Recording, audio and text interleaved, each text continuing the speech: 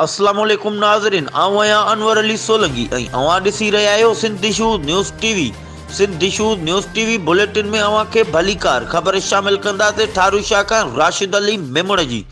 नौशारो फेरोज़ जे ॻोठ ख़ुदा बख़्श सियाल में डिस्पेंसरी हेल्थ डिपार्टमेंट जी नाअहली सबबि मुकमल बंदि, जंहिं ते हितां जे सियासी ऐं समाजी अॻवाननि सिजावल सियाल जे हेल्थ इदारे नाअहलियत ते इज़हार अफ़सोस। ख़बर मूजिबि नौशारो फेरोज़ जे ॻोठ ख़ुदा बख़्श सियाल जे डिस्पेंसरी हेल्थ इदारे जी नाअहली सबबि मुकमल बंदि ऐं ज्वारी ऐं चरसनि जो अॾो बणियल हितां जे ओसपास जी आवाम हिन डिस्पेंसरीअ जे बंदि हुजण करे सख़्त मुश्किलातुनि जो मुंहुं ॾेई रहिया आहिनि, पर हितां जा डिस्पेंसर ऐं डॉक्टर त ईंदा ई नाहिनि। पर सिजावल ऐं हेल्थ इदारे जी निंड खां जुगाइण जा बाला अहकाम खां अपील। ही हुयूं हिन वक़्त ताईं जूं अपडेट्स। वधीक ख़बरुनि ऐं अपडेट्स जे लाइ ॾिसंदा रहो सिंध इशूज़ न्यूज़ टीवी।